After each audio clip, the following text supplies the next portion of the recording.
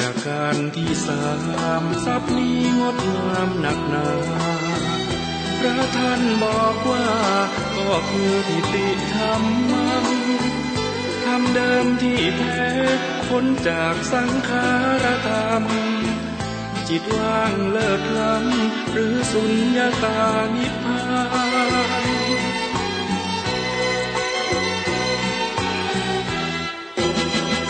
ทิฏฐิญาณังทิฏฐิภูตังทิฏฐิธัมมังพระธรรมปลูกฝังชาวพุทธรู้เห็นประสานอานาปานสติ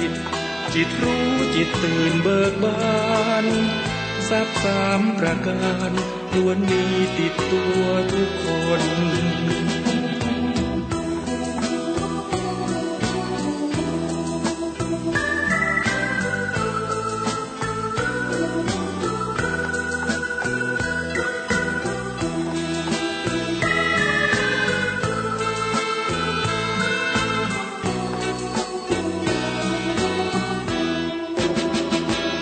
การที่สา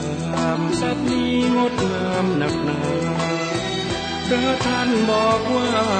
ก็คือทิฏฐิธรรมังธรรมเดิมที่แท้พ้นจากสังขารธรรมจิตว่างเลิศล้ำหรือสุญญตานิพพาน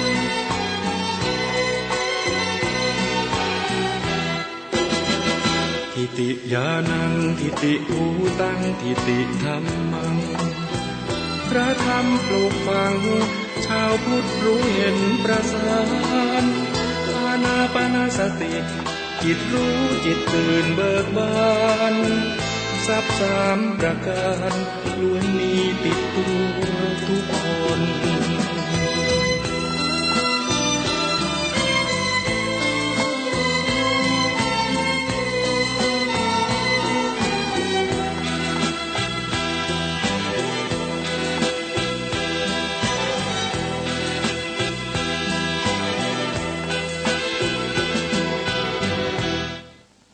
มโนบุพังคะมาธัมมามโนเศรษฐามโนมยาฝันให้ไกลมโนใหม่มโนภาพเมื่อเราทราบเป้าหมายไปให้ถึงอิทธิบาทอย่าประมาทจงคำนึงจะไปถึงต้องเข้มแข็งด้วยแรงใจต้องขยันมั่นหมายผลภายหน้าสร้างคุณค่าผลรับกลับสนองแรงจูงใจหวังผลได้เมื่อสมปองสิ่งที่ต้องยึดมั่นคือฝันเราความสุขเกิดจากความพอใจในสิ่งที่ตนมีความหวังดีคือแรงจูงใจในทำงานความสวยงามติดคิดวาดไว้ในใจคือศิลปะในการทำงานเช่นทำแล้วดีได้ประโยชน์ชีวิตยังความหวังมีใจหวังดีใจต้องสู้อยู่ที่ใจนกไม่มีขนคนไม่มีความรู้จะขึ้นสู่ที่สูงไม่ได้ไก่เป็ดงามเพราะขนคนงามเพราะแต่งด้วยวิชาความรู้10 นิ้วกราบแนบไตรไหวสาปารมีธรรมในครูบาอาจารย์พระมหาเถรานุเถระท่านเจ้าคณะพระสังฆาธิการทุกรูปทุกตนขอความสุขความสวัสดี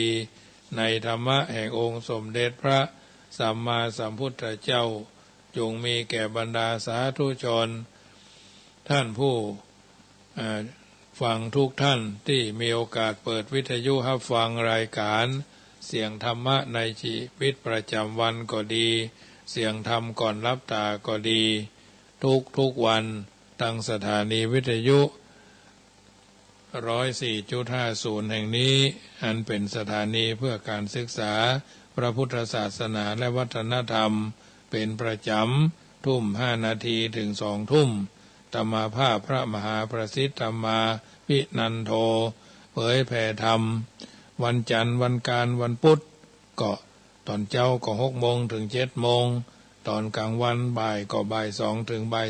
3เมื่อค่ำยามแรงก็6 โมงถึง7 โมงทุ่ม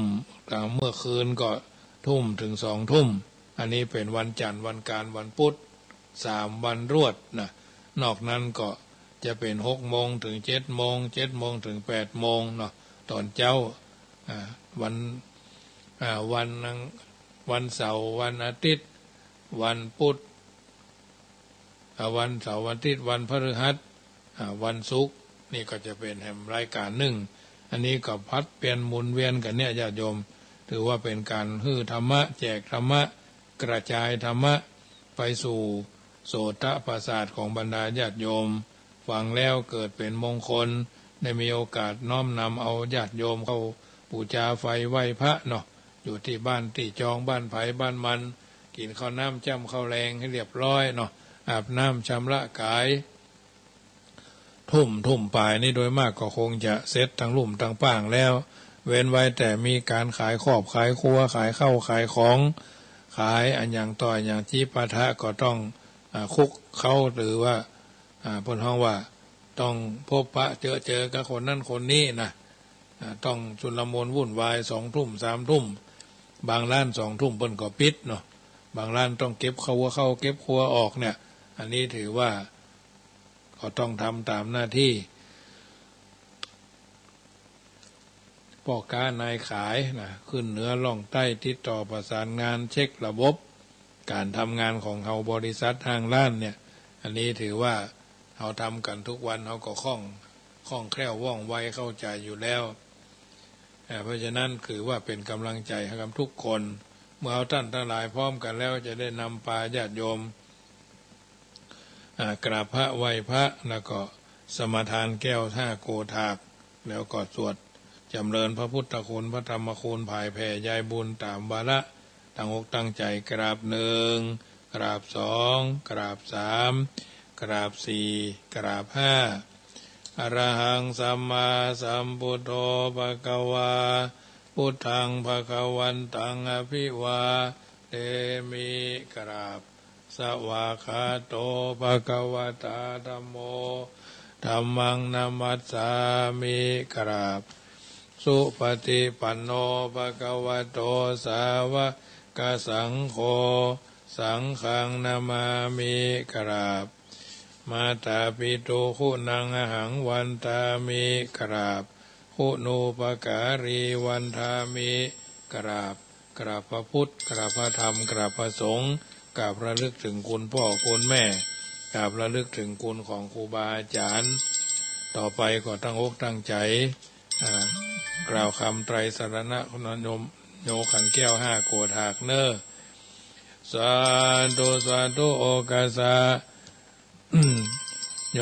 สันนิสิโนวระโพธิมูเลมารังสะเสนังมหันติวิจโยสัมโพธิมากันจี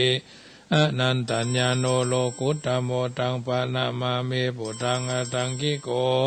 อริยปโตจะนานังโมคขปเวสายะอุจุกามโกธัมโมอายังสันติกโรปนิโตนิยานิโกตังปะนะมาเมสังโฆวิสุทโธวรตกินายโยสันตินทริโยสัพพะมราปะอิโนคุเนหิเนเกหิสมิธิปโตอนาสโวตังปะนะมาเมพุทธังกุณาสาคะลันตังนะมามิธัมมังมุนิราชเดสิตังนะมาเมสังฆังมุนิราชสาวกังนะมามิกัมมัฏฐานังนิพพานาทิขโมปะยังนามามิกัมมัฏฐานะทายกาจาริยังนิพพานามกุเทสกังอาจโยโนปันเตอาจกัมมายะถาภะเลยะถามูลเหยะถาอากุสะเลเยมะยังพุทธธัมมาสังฆกัมมัฏฐานังกัมมัฏฐานะทายกาจาริยสังฆเตโสปัญจละตะเนสุอาทิเทวะปัจจุปันเนวาอวิวายะทิวาระโหวากะเยนะวาวาจายะวามะนะสาวาปะมะตังวาอากาลวังวาอากาสิมาติสวายะตาธัมมังปฏิกะโลมาเตสังโนปันเตพุทธาธิรัตนาปัญจกัง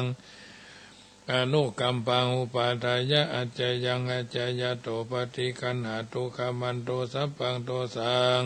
อายะติงสังวะลิสามานาภูเนวังกาลิสามาพุทธปูจามหาเตจาธรรมปูจามหาปัญญาส สังฆปูจามหาลาภาปูจาระเหปูจายะโตพุทธะพุทธะพุทเทยะทิวาสาวะเกปะปัญจสมาธิกันเตตินเนโสกะปริเทเวเตตาทิเสปูจายะโตนิพุเตอากุโตภเยนะสกาปุญญาสังฆตุงอิเมตามะปิกินาชิอิมินาอากิตุปาปุภาราชาปูจาการวะกะเมนะเมตยะพุทธัสสะทัสสะนัญจาลภามหาเสยาวะนุปัจจโตพุทโธเมตโยเทวปูจิโตสังสาเลสังสารันโตปิอภเยนะขมามหาเสนิพานะปัจจโยโอนตุโนนิจจังนะโมตัสสะภะคะวะโตอะระหะโตสัมมาสัมพุทธัสสะนะโมตัสสะภะคะวะโตอะระหะโตสัมมาสัมพุทธัสสะนะโมตัสสะ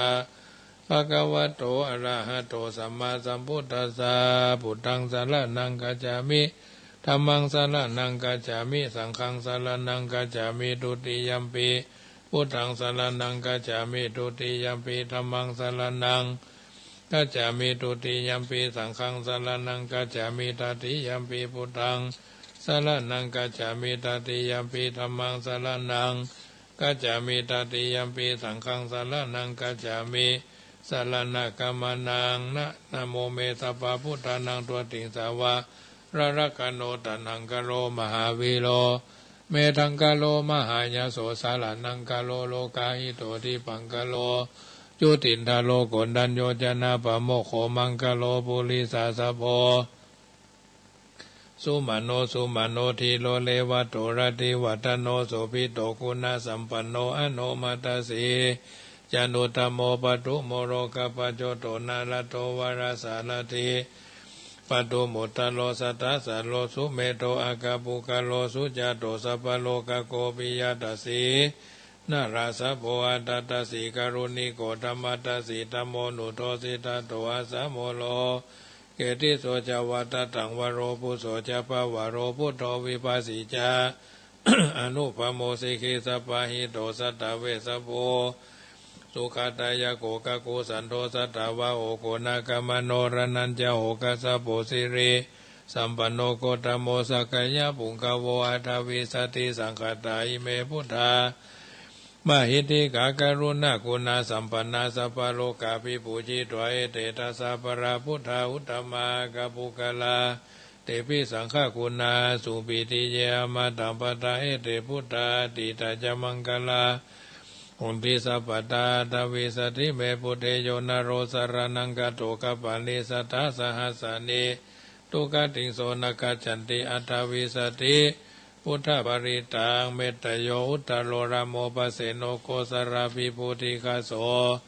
นาจสังกีโจสุโพโตทยพระมโนนาราคิรีปริรโยปุติสัตตาอิเมทัสสานุกเมนะสัมโพธิงปะปุนิสันติอนาคเตเตนะสัจวเจนะโอนตุเตเจยมังกลังติปิโสภควาระหังสัมมาสัมพุทโธวิชาจารณะสัมปันโนสุขโตโลกวิโตอนุตตโล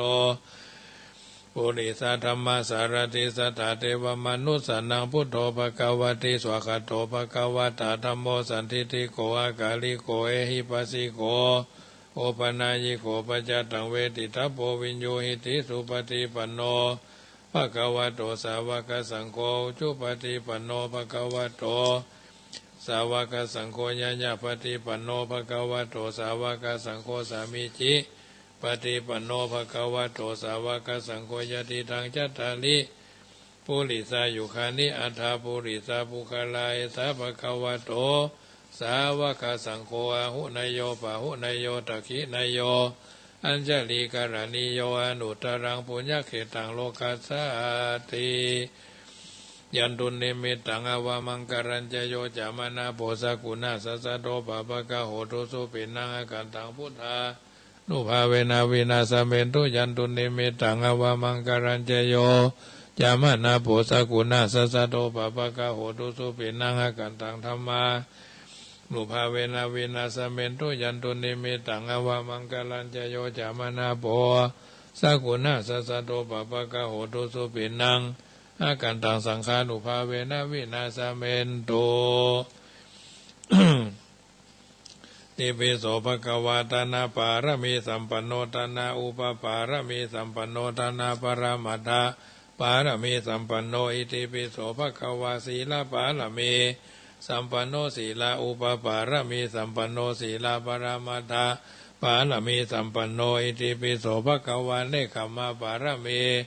สัมปันโนเนคขมะอุปปารมีสัมปันโนเนคขมะปรมัตถะปารมีสัมปันโนอิติปิโสภะคะวะปัญญาปารมีสัมปันโนปัญญาอุปปารมีสัมปันโนปัญญาปรมัตถะปารมีสัมปันโนอิติปิโสภะคะวะวิริยะปารมีสัมปันโนวิริยะอุปปารมีสัมปันโนวิริยะปรมัตถะปารมีสัมปันโนอิติปิโสภะคะวะขันติปารมีสัมปันโนขันติอุปปารมีสัมปันโนขันติปรมัตถะปารมีสัมปันโนอิติปิโสภะคะวะสัจจะปารมีสัมปันโนสัจจะอุปปารมีสัมปันโนสัจจะปรมัตถะปารมีสัมปันโนอิติปิโสภะคะวะอธิฐานะปารมีสัมปันโนอธิฐานะอุปปารมีสัมปันโนอธิฐานะปรมัตถะปารมีสัมปันโนอิติปิโสภะคะวะเมตตาปารมีสัมปันโนเมตตาอุปปารมีสัมปันโนเมตตาปรมัตถะปารมีสัมปันโนอิติปิโสภะคะวะอุเบกขาปารมีสัมปันโนอุเบกขาอุปปารมีสัมปันโนอุเบกขาปรมัตถะปารมีสัมปันโนอิติปิโสภะคะวะทัสสะปารมีสัมปันโนทัสสะอุปปารมีสัมปันโนทัสสะปรมัตถะปารมีสัมปันโนโสภะคะวะอิติปิสวดอิติปิโสถอยหลังเนอติวากะภะโทพุทธังสานุตมะวะเตถาสาธิระสามะธรรมระสริปุโรตนุตอะทูวิกะโทโลโตกะสุโนปันสัมนะระจะจาวิโทพุทธสัมมาสัมหังระอะวากะภะโสปิติอิติปิโสภะคะวามือข้าพระเจ้ามี10 นิ้วตั้งหว่างคิ้วกายเกศาข้าพระเจ้าขอไหว้สาคุณพ่อมี21คุณแม่มี12คุณแม่โพศพสุเข้าสุขเข้าสารมี39คุณพระพุทธถ้าเจ้ามี56ธรรมเจ้า38สังฆเจ้า14คุณอาจารย์เจ้า10คุณกรรมฐานเจ้าเกศาโลมาเป็นต้นมี8คุณไฟ4คุณลม7อากาศ10ธรณี21แม่คงกามี12อักขระมี33ศีล5มี11ศีล8มี12ศีล10มี21ปาติโมกข์สังวรศีล227อรหันตาอรหันตีมีมรรค4พละ4นิพพาน1เป็น9คุณอัศวาสคุณนิสวาสคุณพระวิหารเจ้า84,000หลังคุณมหาจินาถาเจ้า84,000ดวงขอจงมาเป็นสร้อยประดับกายาสำรับกายาอันบริสุทธิ์พจน์ใสผาเสือดเมื่อข้าพระเจ้าแม่นว่าจักดับจิตเสี่ยงสิชีวิตละสรีละล่างสังขารธาตุน้ำธาตุดินธาตุลมธาตุไฟไปเมื่อเจ้าเมื่อขวายเมื่อบ่ายเมื่อค่ำดึกเดิงเกิงคืนปีใดเดือนใดนาทีใดวินาทีใดดังอันก็ดีขออังคาจราตนาคุณพระพุทธเจ้าตั้งมวลมาปิดประตูจตุระอบายตั้งสี่ขอพระคุณเจ้าตั้งมวลจงมาเปิดประตูเนรปานแก่ข้าพระเจ้าเที่ยงแท้แด่เตอนิปานาปัจจโยโหตุโนเนจังกรรมไว้จังโกคำเน้อจำละบาปกรรมที่ทำมานักเป็นเบาเบาเป็นบางบางเป็นบะแหลมแต้มแตะเป็นผุยโพงเท่าทุลีดังที่ท่านกล่าวว่าสัพพะปะปังกุทาการังกุทะการังพุทโธพุทโธพุทธะจะละติมหาสุวรรณะจังโกสัจจะนิพุทโธกายกัมมังวจีกัมมังมโนกัมมังสันจิจะอาสันจิจะสัพพะเวราสัพพะโสกาสัพพะกัมมาสัพพะอันตรายาภิวินาสันติอติตะปัจจุปนะนิวรณะธรรมกตังกัมมังกุสเลนะปริยัติอิมังมังคลาปภาเสติปภาวุโตว่าจันทิมามะอะอุอะมะกุรุปะปังระหุปะปาปาจา จิกังวินาสันติอาเสสะโตต่อไปก็สวดเทวทูตทั้งห้าตายบะเน่าตายบะเหม็นตายบะเป็นที่โจตนาของคนทั่วไปอาหัมปีโกเมจาติธัมโมจาติอานาติโตหันทหังกันหลายานังกะโลมิกาเยนะวาจามะนาสาเทวตูทยามหังอาหัมปีโกมิจะลาธัมโมจรังอนาติโตหันทหังกันหลายานังกะโรมิกาเยนะวาจามะนาสาเทวตูทยามหังอาหัมปีโกมิพยาธิธัมโมพยาทิงอนาติโตอันทหังกันหลายานังกะโรมิกาเยนะวาจามะนาสาเทวตูทยามหังอาหัมปีโกมิตุโขธัมโมตุโขอนาติโตอันทหังกันหลายานังกะโรมิกาเยนะวาจามะนาสาเทวตูทยามหังอาหัมปีโอมิมะละนะธัมโมมะระนังอนาติโตอันทหังกันหลายานังกะโรมิกาเยนะวาจามะนาสาเทวตูทยามหังต่อไปก็แผ่ภายใยบุญเนอะบุญกุศลที่เราได้ทำคือเป็นบุญเป็นกุศลเป็นบารมีคือรับเป็นสุขตื่นเป็นสุขแต่ละวันแต่ละวันกำแผ่ภายใยบุญว่ากุศลบุญญารายสีวิราชเรื่องนี้นามีมากหลายผู้ฆ่าทั้งหลายได้กระทำปั้มเปงแล้วจะขอถวายฝากไปหาเทพาเทวดาทักษาวัดวาศาสนาเสี่ยงจุติเป็นเก้าตกเหนือออกขอกใต้และแดนเขตสุดวิเศษอันบ่เศษสลอใกล้ไขยังต่อพระลูกขเทวดาปัพพตาเทวดาอากาศเทวดาป่าไม้ดงดอยดงด่านอากาศวิมานสงกามาวาจระทั้งทั่วโขงถึงรอดเสียงจูองค์ที่สี่เท้าเรียบเล็งสี่เท้าเรียบเล็งลงเผยแผ่ภายแผ่คือบุญกุศลกินตาลมัคควานพระภูบาลจอมเชื่องเย้าราชอินตาเยื่องนี้มาฝากนำปาเนน้อมเนตรหน้าเจยจมกับตั้งห้องแผ่ถึงพรมหน่อพระเจ้าเมตไตรถวายยืนไว้ฝากลงมาตั้งไอสวนราชาเทพดาตนต้านเต้าเวสสุวรรณทั้งยักขะกันทพะหมู่กลุ่มพันคุดนาคน้ำหมู่นากีปลายลุ่มปืนปัทวีสัตว์ใหญ่น้อยชื่นจินดีนางนาถไทยธรณีจำจือไว้แม่นเมียดไว้ยะหมายตาลตังวงวานจุมพี่น้องจุที่ข้องสันดานช่อแม่ยันลูกหลานเหลนฝูงเอาอารมณ์มิ่งมวยพายแผ่ด้วยเติงตันตั้งครูบาอาจาริยะเจ้าตนสั่งสอนทำเจียนจากล่วงไกการาชครูปัญญาวจิระขินองคาร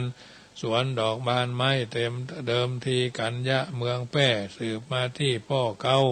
ตั้งรุกขโมระถวายยื่นน้อมถวายบนถึงรอดเสียงยากาไกฝูงเผามิดข้าวเยือเขื่อใหญ่ลงแผ่ดันอบายวิทย์ขาดซ้ำแผ่สูญหายเข้าน้ำและแผ่นอาภาบุญอย่างนี้นาฝากไปหาเฮือทันตันตอนหน้าแก่ข้าพระเจ้าเที่ยงแท้แด่เตอ อันนี้ก็แผ่ภายใยบุญ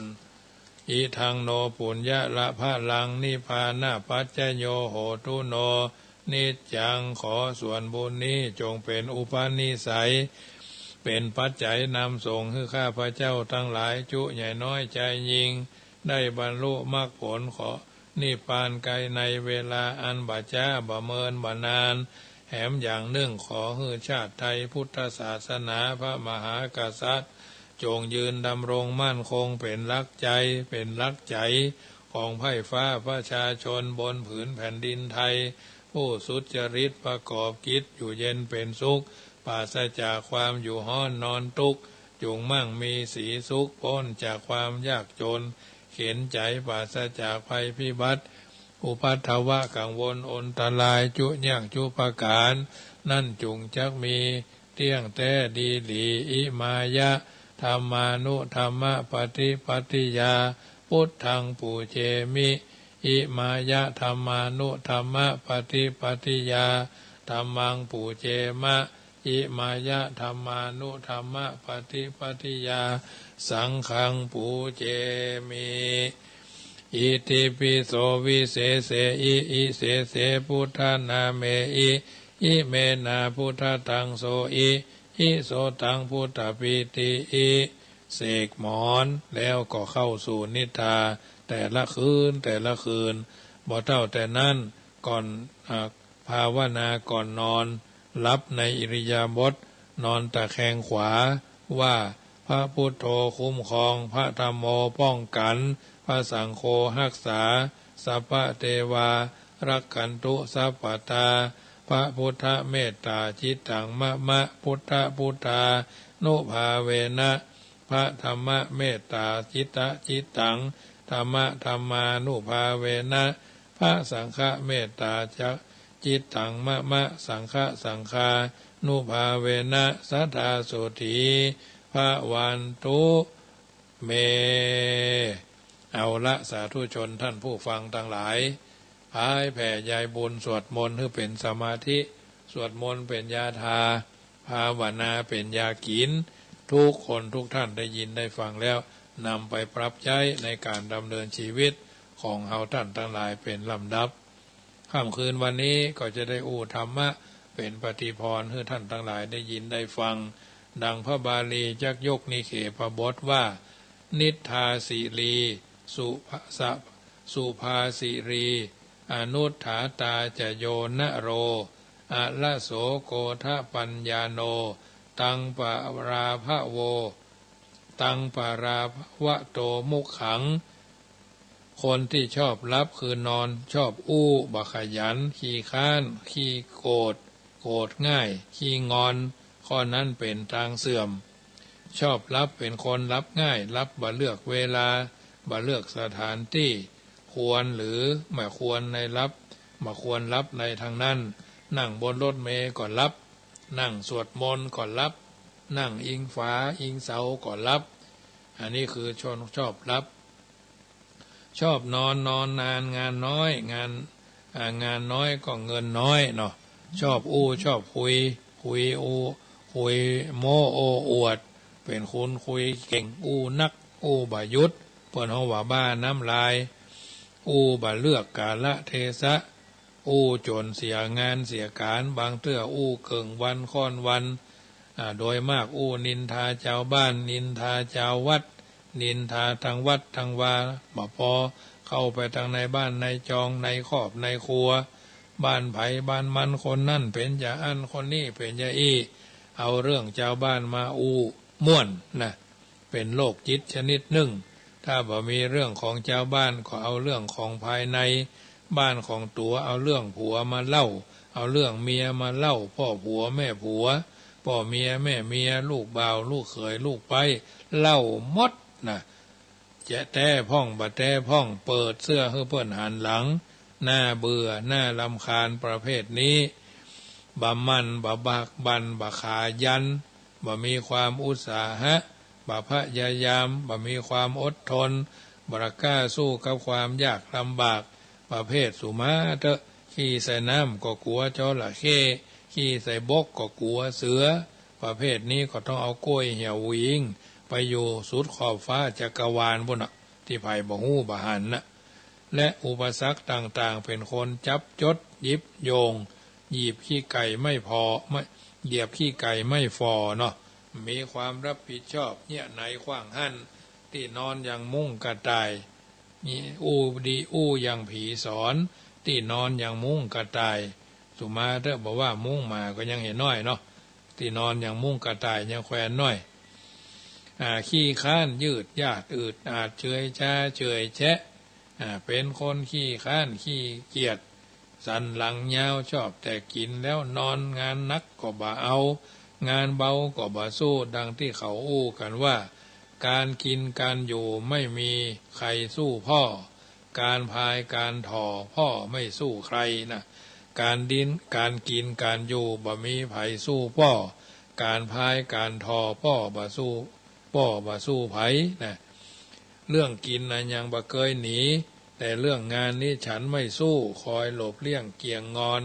อ้างผูกอ้างฮือสืบผูกสืบฮือฮ้อนหนาวเย็นค่ำนะกินเสร็จแล้วก็พอหาที่เอนหลังคอยแต่จะเพิ่งคนอื่นไผ่เพิ่งปลาอาศัยบ่ได้ทำตัวเป็นกาฝากอย่างที่บัณฑิตชนคนผู้รู้ว่าต้นไม้ใบหญ้าไม่ตกแต่งกิ่งก้านสาขารกหูรกตามนุษย์ปุถุชนคนธรรมดาไม่พัฒนาตนเองอยู่บ้านก็รกบ้านอยู่วัดก็รกวัดอยู่โรงเรียนก็รกโรงเรียนนะโกรธง่ายเป็นคนเจ้าอารมณ์ชอบโทโสโกธางุดงิดมุทะลุดุดันไผ่ทำมันยังบ่ถูกใจสัตว์โบสัตว์บะสัตว์บ่มสัตว์บ้ามตืดหอตืบเฮือนเนาะอันนี้ถือว่าคนที่ชอบรับชอบคุยบ่ขี้ข้านโกรธง่ายคนนี้เป็นตางเสื่อมประการต่อมามีพระบาลีกล่าวว่าโยมาตารังวาปิตารังวาชินนกังคะตะโยโยพนังพระหุสันโตนะพระรติตังปะราภวโตมุขังคนใดมีความสามารถแต่บ่เลี้ยงพ่อบ่เลี้ยงแม่ผู้เฒ่าชราแก่ชราผ่านวัยหนุ่มวัยสาวไปแล้วข้อนั้นเป็นตางเสื่อมของผู้นั้นแม่ยิงผู้ฮื้อกำเนิดเพิ่นห้องว่าชนนานีป่อจายเพิ่นฮื้อกำเนิดเพิ่นฮื้อชื่อว่าชนกชื่อว่าป้อลูกบ่าวลูกสาวคนใดมีทรัพย์สินสริงคารฐานะใหญ่โตระโหฐานมีฐานะพอที่จะเลี้ยงดูพ่อแม่ได้แต่บ่เลี้ยงดูพ่อแม่ของตัวซึ่งเท่าชะแลแก่ชราอายุ60 70 80 90มีร่างกายอ่อนเปียเสียแหงทำมาหากินบ่ได้ลุกก็โอยนั่งก็โอยเป็นอัมพาตติดเตียงเป็นสมองเพิ่นฮ้องว่าอัลไซเมอร์เนาะปล่อยให้ท่านทุกข์ลำบากลาตำลากินสุมาเด้อกินขี้กินเยี่ยวตัวเก่านอนแจ้พญาติตายก็บ่ตายหายก็หายเป็นจังเป็นจะเพราะบางเตื้อถ้าขอนบ่มีเฮ็ดก่อนนักแกถ้าขอนมีเฮ็ดก่อนยังแควนน้อยท่านทั้งหลายที่ฟังรายการนี้กุศลดีมีเงินนักมีเงินน้อยก็จะไปฟังเบื่อฟังแบ่งเตื้อได้ฮู้ได้ยินเขาเล่ากันมาหลายคนเนาะบางครอบครัวโอ้พ่อแม่ล้มหายตายจากเรื่องสมบัติพัสถานศรัทธาอาตมาภาพก็มีในหมู่บ้าน3หมู่บ้านเนาะในหมู่บ้านพระบาทก็มีในหมู่บ้านปามุ่นก็มีในหมู่บ้านบ่อหินก็มีแต่ไม่ว่าบ้านใครมันก็มีทุกหมู่บ้านแหละครอบครัวใดครอบครัวหนึ่งบางเตื้อพ่อแม่มีฐานะเป็นอดีตข้าราชการกระทรวงทบวงกรมเนาะมีสมบัติพัสถานขยันหารักษาดีเมื่อยังกลุ่มกำน้ำก้อมเป็นคนขยันเนาะบ่ขายของเก่าบ่ขายที่บ้านที่นาที่หอที่เฮือนที่จองที่บ้าน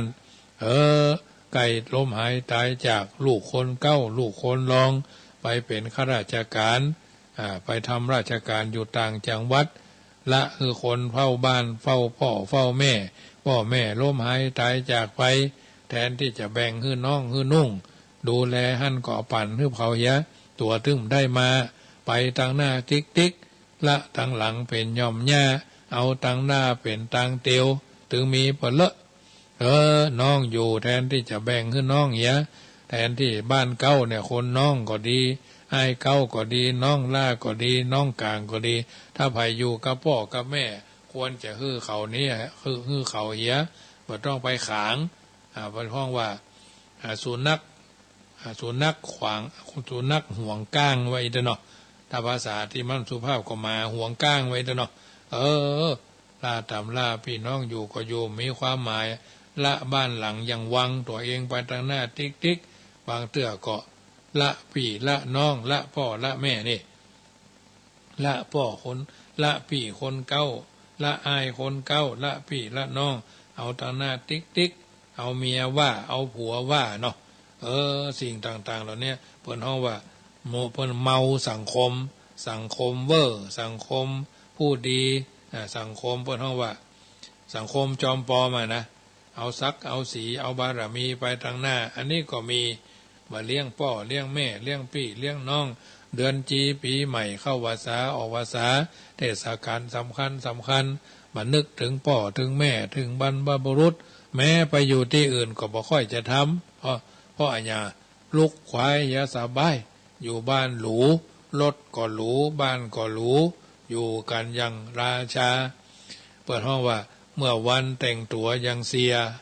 เมื่อค่ำยามแรงเจ็ดเหือตัวยป้อมตันนี่ก็มีเนาะ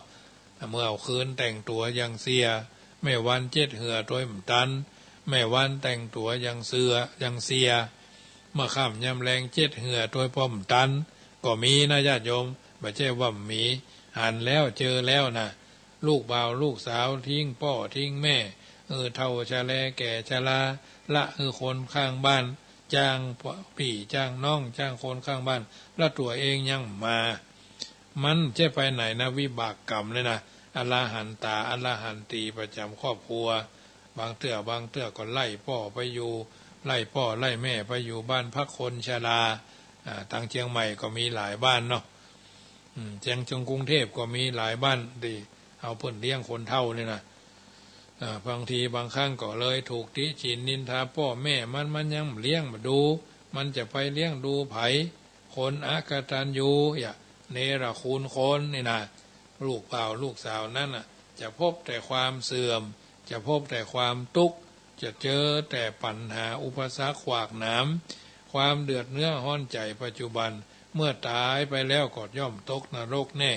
ข้อนั้นเป็นทางเสื่อมนี้บาลียกนิเขปบทแถมว่าโยพรหมนังวาสมนังวาอัญญังวาปิวนิพพะพังมุสาวาเทนะวันเจติตังปราภวะโตมุขังผู้ใดล่วงผู้ใดลวงสมณะจีพามหรือแม้วนิพกคนอื่นด้วยมุสาวาทจุเนาะข้อนั้นเป็นทางเสื่อมของผู้นั้นคนใดจะเป็นแม่ยิงก็จะตามพ่อใจก็ตามย่อมหลอกลวงผู้ที่มีชื่อว่าสมณพราหมณ์นักบวชทุกศาสนาเพราะเป็นผู้ประเสริฐเป็นผู้ลอยบาปทั้งหลายเสียแล้วแต่ลวงท่านเหล่านั้นผู้มีกายวาจาใจสงบจากบาปทุจริต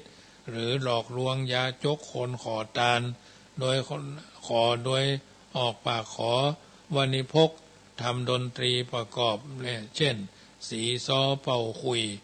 ร้องลำทำเพลงให้ฟังโดยการกล่าวเท็จหลอกลวงยาจกวณิพกนั้นเช่นยักยอกเงินคนขอทานยืมเงินคนขอทานไปแล้วบัดใจคืนเป็นต้นหรือคนไปหลอกลวงพระเนนเถรชีแม่ชีโดยเนาะท่านครับมีพุทธรูปจำรุดพ่องกอ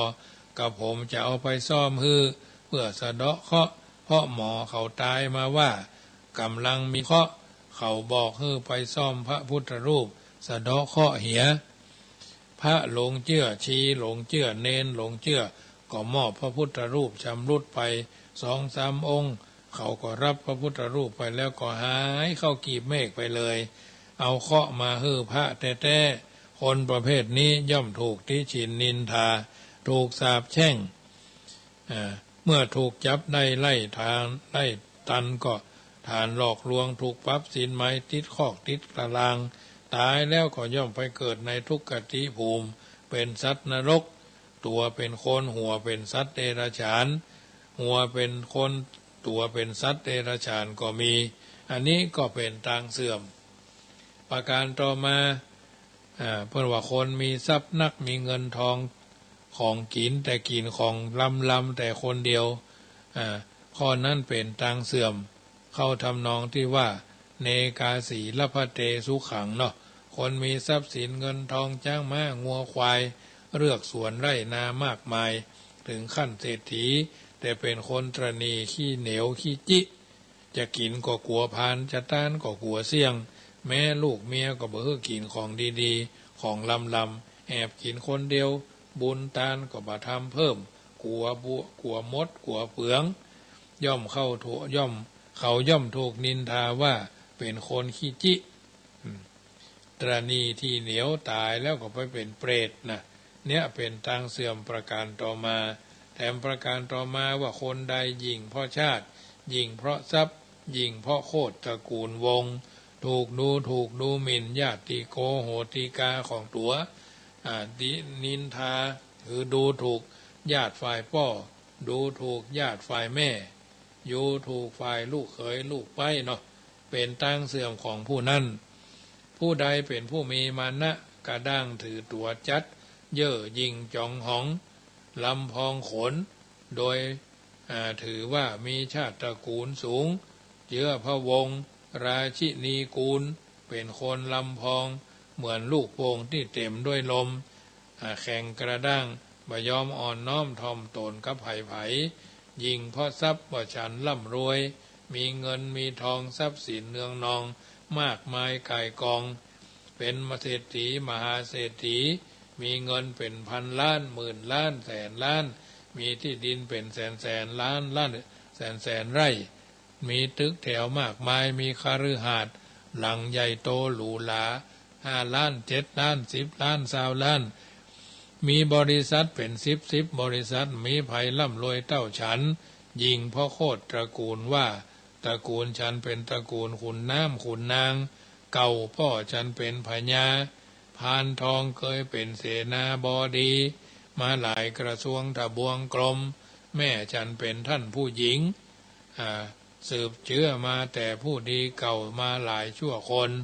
ดูหมิ่นญาติของตนเพราะชาติเพราะทรัพย์เพราะโคตรตระกูลวงมีชาติตระกูลต่ำต้อยยากจนอนาถาไร้การศึกษาโง่เง่าเต่าตุนบ่ยอมตักตายปาใสกราบไหว้ปู่จาท่านเหล่านั้นญาติเหล่านั้นย่อมแจ้งจักหักกระดูกบึนปากใส่ตั้งดังใส่เนาะขอคือผู้นั้นมีอันเป็นไปอย่างอันอย่างอี้นะชิบหายวายวอดประสบกับความล่มจมเขาย่อมถูกติฉินนินทาโดยประการต่างๆพฤติกรรมเช่นนี้ก็เป็นทางเสื่อมญาติโยมท่านสาธุชนท่านผู้ฟังทั้งหลายอันนี้เป็นข้อเตือนจิตสะกิดใจนำมาสาธกยกคือบรรดาญาติโยมสาธุชนท่านผู้ฟังนำไปไต่ตองพินิจพิเคราะห์จะเป็นแต้กาบัดแต้กาเอาก็บ่ต้องไปสั่นใจก่อนจะทำก่อนจะเชื่ออย่างใดอย่างหนึ่งเพิ่นบอกว่าก่อนจะทำสิ่งใดใจต้องคิดถูกหรือผิดทำสิ่งนี้ดีหรือไม่ถ้าเห็นว่าทำไม่ดีมีพิษภัยจงคิดใหม่ทำใหม่ทำให้ดีเมื่อเราทำกรรมใดๆไม่มีโทษได้ประโยชน์คุ้มค่ามหาศาลเป็นมงคลผลกรรมนำบันดาลให้เกิดการสันติสุขทุกชาติไปทุกคนต้องอยากได้อยากมีอยากดีกันทั้งนั้นเช่นเสื้อผ้าอาภรณ์สร้อยแหวนเงินทองสี่สวยๆงามๆก็หามาประดับร่างกายให้ดูสวยงามดีอาหารดีๆก็หามารับประทานตลอดทั้งที่อยู่อาศัยใหญ่โตระโหฐานก็อยากอยู่ดีกินดีส่วนความอยู่ดีรู้ดีมีศีลธรรมมีบุญกุศลบะธรรมมาหามาประดับตัวเองคือดีนักป้องพอหันแต่บะหูพอดูแต่บะหันคือบะไม่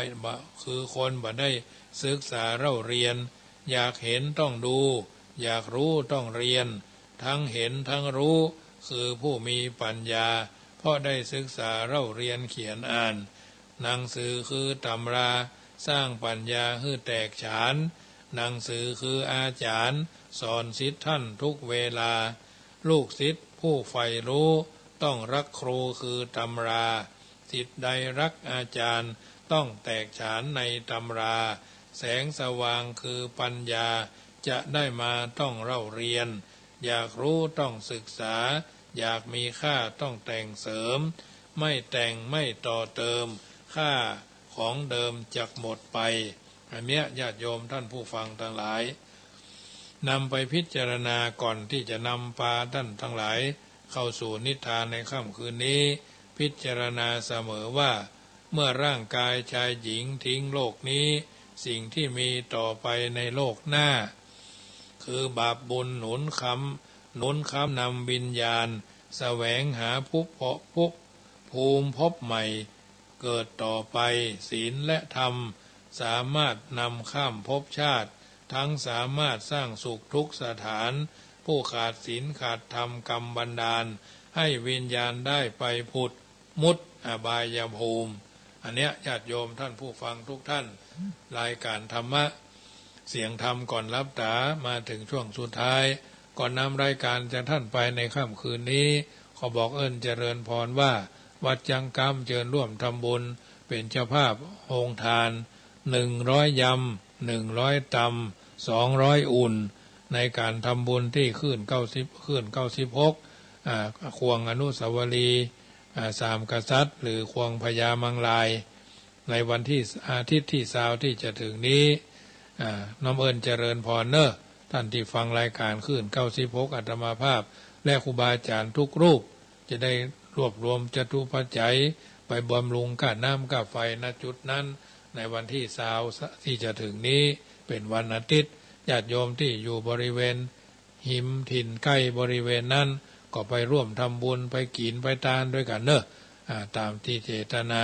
ใครจะทำบุญกับอาตมาภาพกองทุนปัจจัยก็ส่วนหนึ่งกองทุนอาหารก็ส่วนหนึ่งได้ตั้งกองบุญไว้99กองบุญละ99 บาทหรือตามเจตนาที่กองทุนเข้าล้นบาท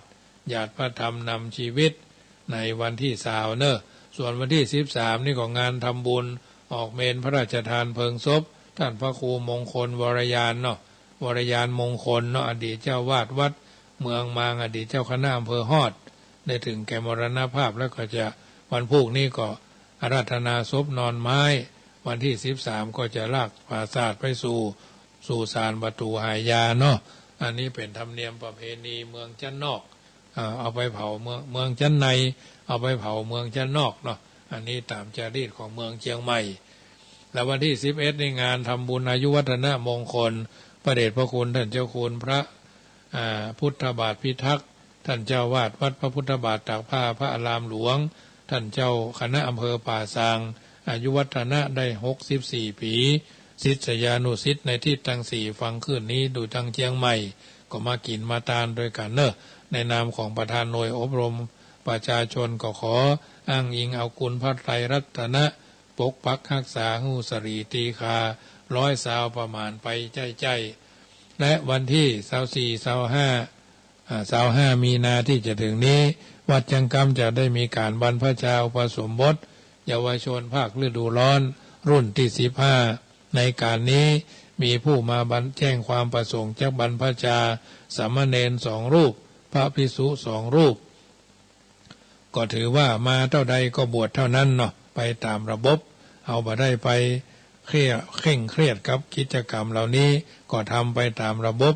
บ้านเมืองเปิ้นผ่อนปลนแล้วเขาก็ทำไปตามนั้นวันที่23ทรงตัวนาควันที่24โกนหัวนาค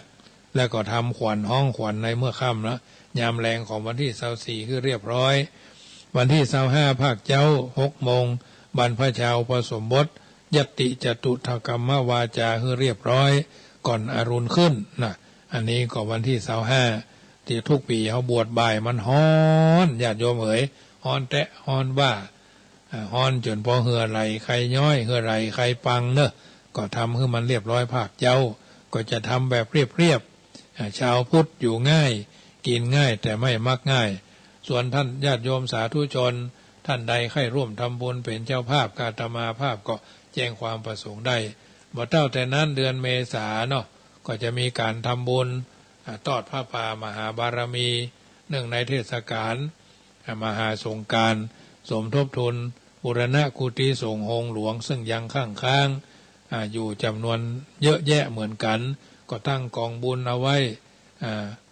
กองบุญละ100 บาทหรือตามเจตนาทางนี้ทางนั้นพระป่า2,565 กองเนาะกองทองกองเงินกองละ100กองทองกองละ200กองเพชรกองละ300นะอันนี้วันที่13เมษาส่วนวันที่12เมษาก็จะได้สวดนพเคราะห์อนุเคราะห์เกื้อกูลแก่ท่านผู้ที่เกิดวันจันทร์จักมีเคราะห์วันศุกร์จักมีโชควันเสาร์และวันพฤหัสบดีอาจจะต้องเสียทรัพย์ อันเนื่องด้วยการร่วมกิจการต่างๆอย่าโดยผู้อื่นโดยเผลอเรอและท่านที่ลงอายุท้ายด้วย13579นะในวันที่12เมื่อคืนสวดนพเคราะห์ท่านใดใครทำให้ลูกให้หลานให้ตัวท่านเนาะอายุลงท้าย13579ก็ดีเกิดวันจันทร์ก็ดีเกิดวัน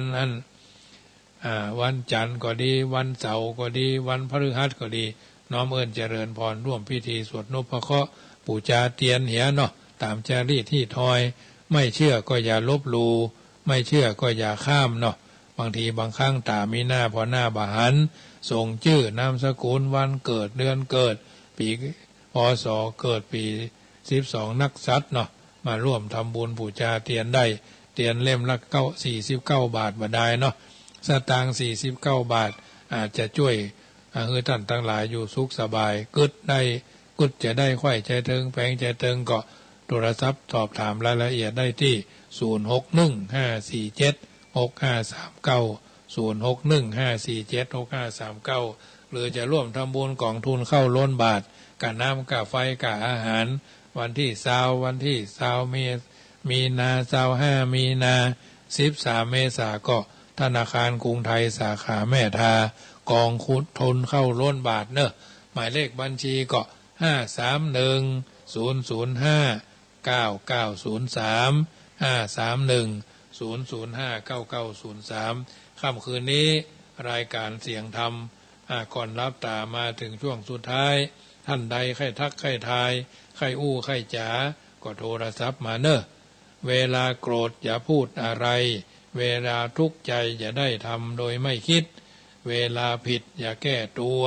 เวลากลัวอย่าหนีเวลาอารมณ์ดีอย่าสัญญาเวลามีปัญหาอย่าจมปลักเวลารักอย่าหลงเวลาลงอย่าหมดไฟเวลาก้าวไปข้างหน้าอย่าลืมคนข้างหลังเวลาโด่งดังเด่นดังอย่าลืมตัวคิดสูงให้ถึงดวงดาวสองเท้าให้ติดดินโทรศัพท์ทักทายกันเข้ามาเนอะพี่น้องตั้งดอยสะเก็ดสันทรายแม่ริมแม่แตงเจริญพรพี่น้องบ้านร้อง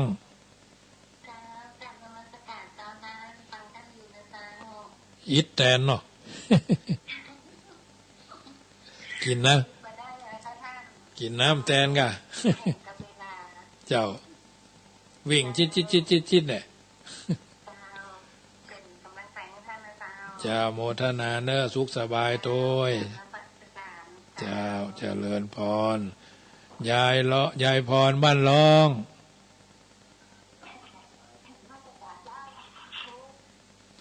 ฟังชัดเจนเนาะกี่เข้าแล้วกันวันเนี้ย6 โมงก็ได้ฟังวันนี้กี่เข้าแรงกันอย่างวันเนี้ย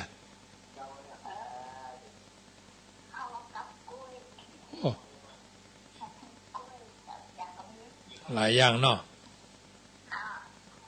น้ำเพิ่งด้วยกะกี่เข้าแล้วก็น้ำเพิ่งด้วยกะเจ้า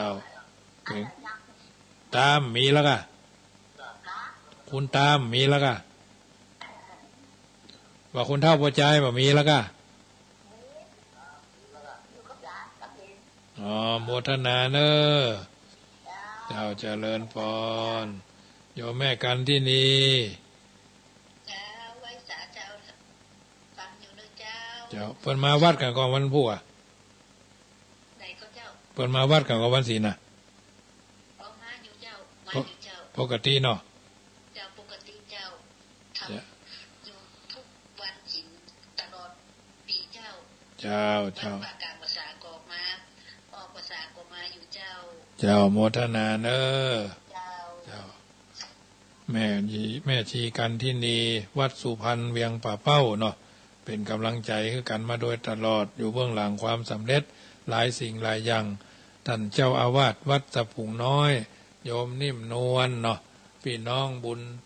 เฉลียวเนาะตลอดจนแม่อำพรกันถ้ามีเนาะอยู่กันทั้งบ้านทั้งช่องเป็นกำลังใจพี่น้องบ้านร้องต้นขามแถมเนาะ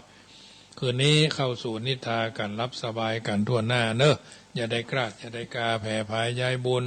รับเป็นสุขตื่นเป็นสุขดังพุทธโอวาทว่าพุทโธคุ้มครองธัมโมปกป้องสังโฆรักษาสัพพะเทวตารักขันตุสัพพะเทวตารักขันตุทุกส่วนหน้าจัตตาโลธัมมาวะทันติอายุวันโนสุขังปะลังขอเจริญพร